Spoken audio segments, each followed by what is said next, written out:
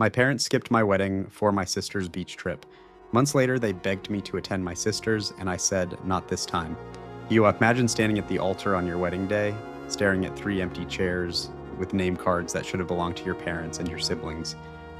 No tragic accident, no emergency. They simply chose a beach trip with my sister instead. But months later, when my sister's wedding came around, suddenly I was the villain for not showing up. Well, not this time. Because this is what happens when a family finally realizes the kid they used to walk all over has learned how to walk away. If you've ever been blamed for someone else's bad behavior, if you've ever been guilt-tripped, gaslit, or made to feel like the problem for simply setting boundaries, hit that like button, subscribe for more stories like this, and get ready, because this is one of the most painfully satisfying revenge stories you'll hear today. My name is Jake, and if you met my family from the outside, you probably think they were wholesome, warm, the type who hosted perfect Thanksgiving dinners with candlelit tables and matching sweaters. But inside that picture-perfect frame, there was always an unspoken rule. Madison, the golden child, came first. Ethan, the future CEO, came second. And me, I was convenient. The filler child, the one they could say, oh yeah, we have another son about at social events. So when I proposed to my girlfriend, Olivia, I knew family drama was possible. I just didn't expect it to consume the entire engagement. Olivia and I picked a date that meant everything to us. The anniversary of the night we met at a tiny bookstore cafe. It felt right. It felt like the perfect beginning to our next chapter, I told my family during dinner. For a moment, I swear I saw a spark of happiness in my mom's eyes.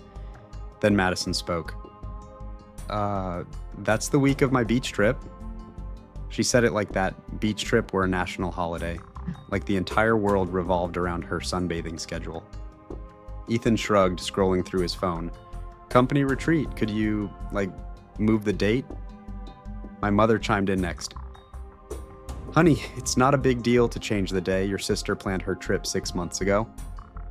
6 months? Oh, my wedding had been in the works far longer than that. I'm not changing the date, I said. Silence, a heavy, suffocating silence. Then my father sighed the sigh.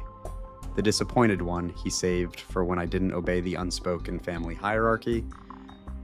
Well, he said, if you want to make things difficult, that's on you. Nay.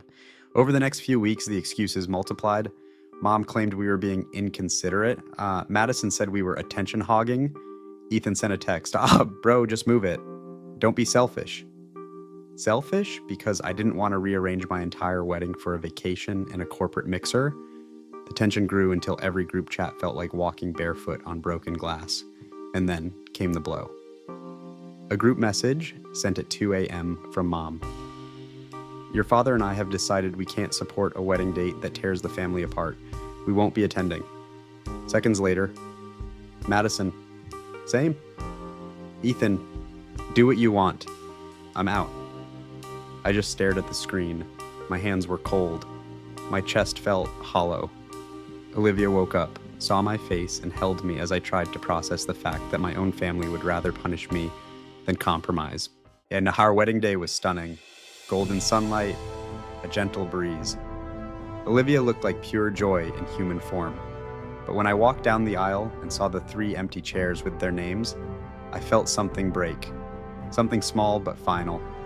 Olivia squeezed my hand. We're okay, she whispered. We have each other. And we did. Her parents danced with me, her cousins laughed with us, her uncle toasted to our future, but my phone buzzed the entire night.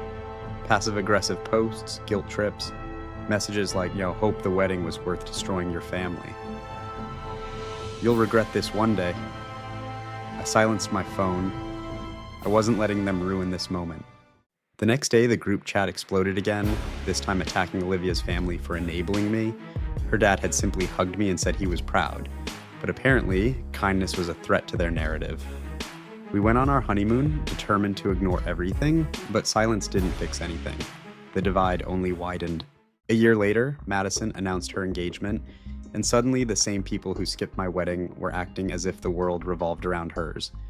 Mom called me with a tone filled with sugary expectation. Honey, of course you're coming to your sister's wedding. It would break her heart if you didn't. Break her heart just like mine? I took a deep breath. Mom, you didn't come to my wedding. That was different. Everything was always different when Madison was involved. Jake, she continued, don't hold grudges, be the bigger person. Ah yes, the famous family mantra. Jake handles the consequences, everyone else gets a pass. So I said 3 words I never thought I'd say. I'm not going. The phone went silent. Then rage. You're ruining your sister's life. You're so petty. She's the bride. Stop making this about you. But I'd already made my decision. Madison threw tantrums in the family group chat for weeks.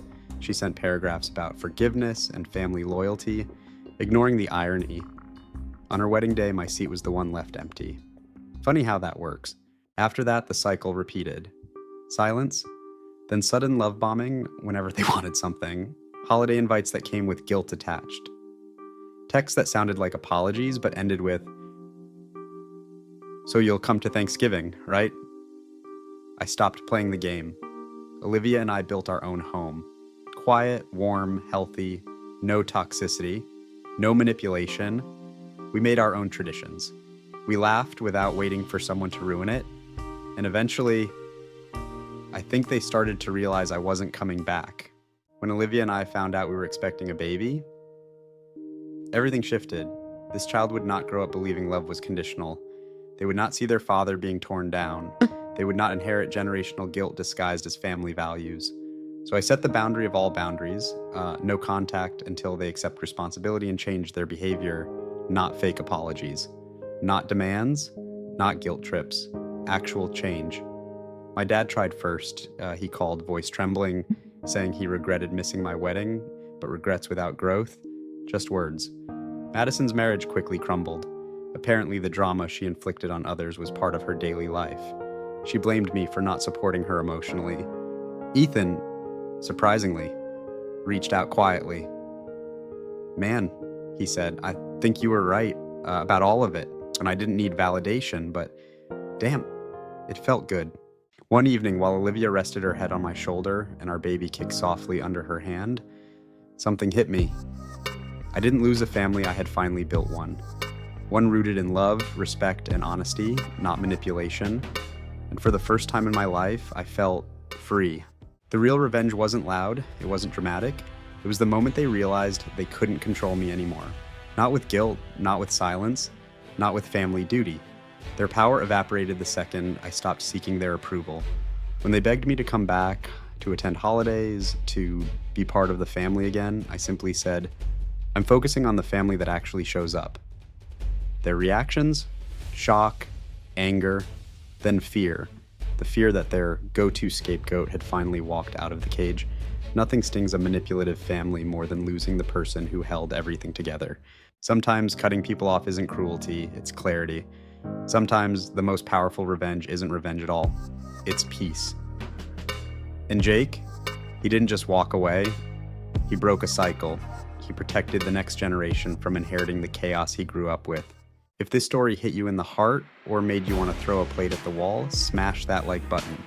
Tell me in the comments, what's the most unbelievable thing a family member has ever done to you? And don't forget to subscribe for more deeply satisfying Reddit revenge stories.